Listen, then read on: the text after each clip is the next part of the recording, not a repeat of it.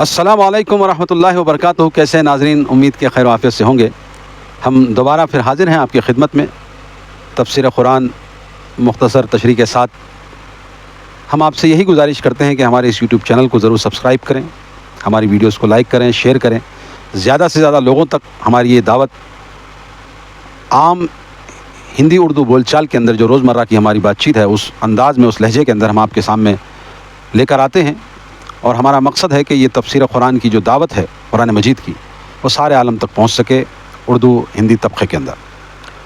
سامعین، ہم پچھلے درس میں آیت نمبر 25 سورۃ یونس کے اندر ہمارا درس مکمل ہو چکا تھا۔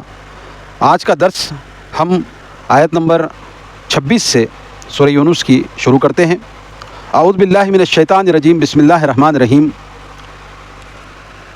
للذین احسنوا الحسنى وزیادۃ ولا یرہق وجوہہم خطر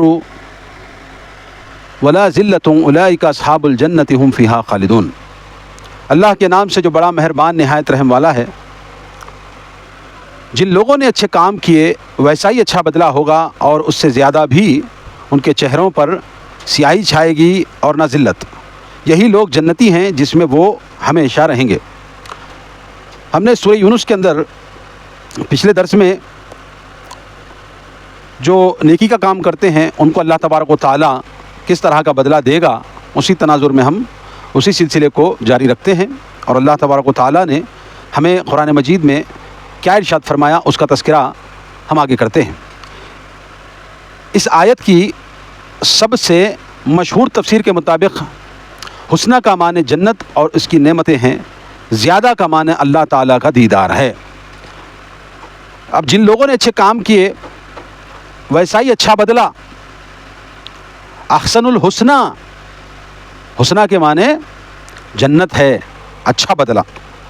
اب سب سے اچھا بدلہ کیا ہے بھائی؟ جنت ہی تو ہے۔ اور نعمتوں سے مراد سب سے بڑی نعمت جو ہے وہ اللہ تعالیٰ کا دیدار ہے، اور اس سے بڑی کیا نعمت ہو سکتی ہے؟ صہیب بن سنان رضی اللہ تعالیٰ عنہ کہتے ہیں کہ آپ صلی اللہ علیہ وسلم نے فرمایا، جب جنت والے جنت میں داخل ہو جائیں گے تو پکارنے والا ندا دے گا کہ تم سے اللہ نے ایک اور بھی وعدہ کر رکھا ہے جسے وہ پورا کرنے والا ہے۔ یعنی جنت میں جب جنتی جائیں گے تو ندا لگانے والا ندا لگا کے کہے گا یہ جو تمہیں یہ جو جنت ملی یہ تو ملی ہی ہے، اور بھی اللہ تبارک و تعالیٰ نے تم سے جو وعدہ کیا تھا وہ پورا کرنے والا ہے۔ جنتی کہیں گے کہ کیا کرنے والا ہے؟ ہمارے چہرے روشن نہیں ہوئے؟ سوال کریں گے، بالکل ہوئے۔ یا اس نے ہمیں جہنم سے نجات نہیں دی اور جنت میں داخل نہیں کر دیا، تو اب کون سی کمی رہ گئی ہے؟ آپ صلی اللہ علیہ وسلم نے تب فرمایا، تب اللہ تعالیٰ حجاب کو ہٹا دے گا۔ اللہ کی قسم، جنتیوں کو جو کچھ بھی ملا ہوگا ان سب چیزوں سے زیادہ محبوب انہیں اللہ تعالیٰ کی طرف نظر کرنا ہوگا۔ یہ ترمذی شریف کے اندر یہ روایت موجود ہے۔ تبارک و تعالیٰ، یہ اللہ تبارک و تعالیٰ کے دیدار کا جو تذکرہ ہے وہ ترمذی شریف کے اندر حدیث کے اندر آئی ہے، اور ہم آپ کو پڑھ کر سنا رہے ہیں۔ تو یعنی کہ حسنہ کا مطلب جنت ہے، اور نعمتوں سے مراد اللہ تبارک و تعالیٰ کا دیدار ہے۔ آگے اللہ فرماتا ہے، والذین کسبوا سیئات جزاء سیئۃ بمثلها وترہقہم ذلۃ ما لہم من اللہ من عاصم کأنما اغشیت وجوہہم خطام من اللیل مظلما اولئک اصحاب النار هم فیہا خالدون۔ اب جنتیوں کا تذکرہ آنے کے بعد فوری طور پہ اللہ تبارک و تعالیٰ جہنمیوں کا تذکرہ بھی کر رہا ہے۔ اور جن لوگوں نے برے کام کیے ان کو اتنا ہی بدلہ ملے گا، ان پر ذلت چھائی ہوگی، کوئی انہیں اللہ تعالیٰ سے بچانے والا نہ ہوگا۔ ان کے چہروں پر ایسی تاریکی چھائی ہوگی جیسے ان پر تاریک رات کے پردے پڑے ہوئے ہوں۔ یہی لوگ جہنمی ہیں جن میں وہ ہمیشہ رہیں گے۔ اللہ تبارک و تعالیٰ نے پہلے تو جنتیوں کا تذکرہ کیا، جہنمی کیسے ہوں گے؟ جو بد کردار لوگ ہوں گے ان کے بارے میں اللہ تبارک و تعالیٰ نے یہاں بیان کیا ہے۔ جیسے فرمایا، اس دن کچھ چہرے سفید ہوں گے اور کچھ چہرے سیاہ ہوں گے۔ سورہ آل عمران میں بھی اس کا تذکرہ موجود ہے۔ یعنی کہ جو جنتیوں کے چہرے ہوں گے وہ سفید ہوں گے، اور جو جہنمیوں کے چہرے ہوں گے وہ سیاہ ہوں گے، یعنی کالے ہوں گے۔ اب اللہ تبارک و تعالیٰ نے یہاں پر جو تذکرہ کر کے دنیا والوں سے ہمیشہ کے لیے یہ واضح کر دیا کہ دیکھو یہ کوئی زندگی جو دنیا کی ہے جسے تم سب کچھ سمجھ بیٹھے ہو، وہ دنیا کی زندگی بس چند دنوں کی، یہ زندگی ہمیشہ نہیں رہے گی. ہمیشہ کی زندگی تو وہ جہنم میں ہوگی یا جنت میں ہوگی. اب فیصلہ آپ کو کرنا ہے کہ اللہ تبارک و تعالیٰ کے فرمودات پر آپ عمل کریں گے کیا اس کے فرمودات کا انکار کریں گے. آگے اللہ فرماتا ہے وَيَوْمَ نَحْشُرُهُمْ جَمِيعًا ثُمَّ نَقُولُ لِلَّذِينَ أَشْرَكُوا مَكَانَكُمْ أَنْتُمْ وَشُرَكَاؤُكُمْ فَضَّيْلْنَا بَيْنَهُمْ وَقَالَ شُرَكَاؤُهُمْ مَا كُنْتُمْ إِيَّانَا تَعْبُدُونَ. اور جس دن ہم سب کو اکٹھا کر دیں گے، پھر جن لوگوں نے شرک کیا تھا انہیں کہیں گے کہ تم اور تمہارے شریک اپنی جگہ پر ٹھہرے رہو، پھر ہم انہیں علیحدہ کر دیں گے تو ان کے شریک انہیں کہیں گے کہ تم ہماری بندگی کرتے ہی نہیں تھے. دیکھیے، شرک کرنے والوں کے لیے یہ ایسی نصیحت ہے کہ جس کو تم اللہ کی ذات میں، اللہ کی صفات میں شریک کر کے تم ان کی بندگی کرتے ہو.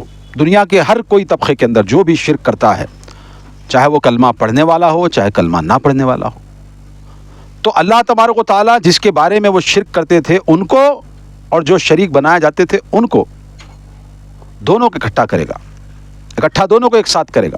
اور وہ جن کے بارے میں تم شرک کرتے تھے کہ وہ ہمارے فلاں اللہ کے سامنے سفارشی ہیں، ان کی عبادتیں کرتے تھے، ان کے حلوے مانڈے کرتے تھے، ان کے چڑھاوے چڑھاتے تھے، تو وہ تو کھلے طور پہ کریں گے تم ہماری بندگی کب کرتے تھے رے بھائی، انکار کر دیں گے. اب یہاں پر مفسرین نے تھوڑی وضاحت کی ہے کہ اب یہ جو شریک کرتے تھے ان کے بارے میں آگے اللہ فرمائے گا. اللہ تعالیٰ آگے فرماتا ہے فَكَفَى بِاللَّهِ شَهِيدًا بَيْنَنَا وَبَيْنَكُمْ إِن كُنَّا عَنْ عِبَادَتِكُمْ لَغَافِلِينَ. کیا ہے آگے؟ اس وقت ہر شخص ہمارے اور تمہارے درمیان اللہ کافی گواہ ہے کہ ہم تمہاری عبادت سے بالکل بے خبر تھے. دیکھو، جن کے بارے میں شرک کرتے تھے، جن کو اللہ کا شریک بناتے تھے، جن کو حاجت روا، مشکل کشا، جن کو بیٹا دینے والا، بیٹی دینے والا، جو کر کے جو ہے ان کے سامنے شریک کرتے تھے ان کو، اور جو شرک کیا کرتے تھے ان کو، دونوں کو اکٹھا کرنے کے بعد یہ تو انکار کریں گے اور یہ لوگ اللہ کی گواہی ڈالیں گے کہ بھائی تم ہماری عبادت کرتے ہی نہیں تھے. ہاں، اس کے بارے میں اللہ سے بڑا گواہ کون ہے؟ تمہارے اور ہمارے درمیان اللہ کافی ہے گواہ کہ ہم تمہاری عبادت سے بالکل بے خبر تھے. ہم کو تو معلوم ہی نہیں تھا تم عبادت کرتے تھے ہماری، ہم کو حاجت روا، مشکل کشا کہہ کر ہم کو پکارتے تھے، ہم کو علم ہی نہیں ہے.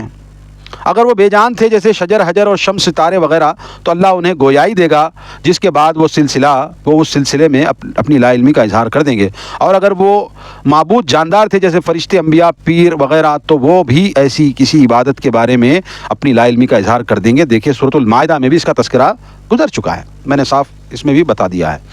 دیکھیے اب ہم اس دور میں ہیں جس دور میں جیسے کہ یہاں پر مفسرین نے بیان کیا ہے کہ شجر و حجر جیسے کچھ لوگ عبادت کرتے ہیں چاند کی، سورج کی، تو اللہ تبارک و تعالیٰ کی یہ مخلوق ہے. اللہ تبارک و تعالیٰ ان کو زبان دے گا اور یہ جواب دیں گے اور یہ انکار کریں گے ہماری تم کبھی عبادت نہیں کرتے تھے. یہ ہاتھ ہے، ہاتھ کیا بول سکتا ہے؟ نہیں، مگر حدیثوں میں آتا ہے کہ یہ ہاتھ بولیں گے کہ تو فلاں جگہ غلط ارادے سے یہ ہاتھ استعمال کیا تھا. اب تم جو یہ ذہن لگاتے ہو نا، بہت ہوشیار ہو تم، ہاتھ کیسے بات کرے گا؟ تو ہاتھ ویسے ہی بات کرے گا.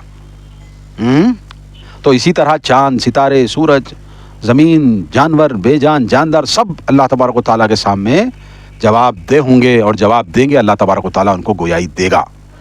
اور جیسے کہ فرشتے، جنات، انبیاء، پیر وغیرہ، اب یہ تو دنیا میں ہی زندہ تھے، یہ بولتے تھے زبان، تو یہ لوگ بھی کہہ دیں گے کیونکہ یہاں پر ہمارے اور تمہارے درمیان اللہ کافی ہے کہ ہم تمہاری عبادت سے بالکل بے خبر تھے. بے خبر رہنا سے مراد سوئے. اب تم کئی مزار پر جا کر کے اب حاجتیں پوری کرتے ہو، مانگتے ہو، تو وہ جو بندہ، جو ولی، جو بزرگ سوئے ہوئے ہیں وہاں، وہ بے خبر ہیں تمہاری آواز سے، تمہاری آواز وہ بالکل نہیں سن سکتے. یہ قرآن کی گواہی ہے. اب اس سے بڑی گواہی اور کیا ہونا؟ جیسے کہ اللہ کے رسول صلی اللہ علیہ وسلم نے کیا فرمایا، جا بجا ہم سنتے ہیں احادیث کے اندر کہ جو جنتی شخص ہوگا، جو نیک شخص ہوگا، اللہ تبارک و تعالیٰ اس کے لیے جنت کی کھڑکی کھولے گا نا قبر میں. اب وہاں کی ٹھنڈی ہواؤں میں وہ سو جائے گا. اب وہ سو جائے گا تو قیامت کے دن ہی اٹھے گا. جب تک سویا, اب سوئے ہوئے آدمی کے سامنے اب تم کتنا بھی پکارو گا وہ سن سکے گا, بے خبردار ہو سکے گا؟ نہیں. تو یہ انبیاء, یہ اولیاء, یہ جتنے بھی خبروں میں آرام کر رہے ہیں یہ سب بے خبر ہیں, لا علم ہیں کہ کون ان کی خبر پر جا کر پکارتا ہے. کیوں؟ نیک بندے ہیں تو بالکل وہ حدیث کے مصداق وہ آرام کر رہے ہیں. ان کو تمہاری نہ حاجتوں کی ضرورت ہے, نہ تمہاری آوازوں کی ضرورت ہے, نہ تمہاری عبادتوں کی ضرورت ہے, نہ ہی تمہارے کوئی بھی نیک اعمال کرنے کی ان کے لیے ضرورت نہیں ہے. وہ تمہارے محتاج نہیں ہیں. اللہ تبارک و تعالیٰ شہیدوں کو غیب سے رزق عطا کرتا ہے, وہ اللہ کے ذمہ ہے, اور وہ یہ جواب دیں گے قیامت کے روز کہ وہ ہم بالکل بے خبر تھے. یہ سورۃ یونس کی آیت نمبر 29 کو ذرا اپنے ملے مولانا سے بھی جا کر معلوم کر لینا.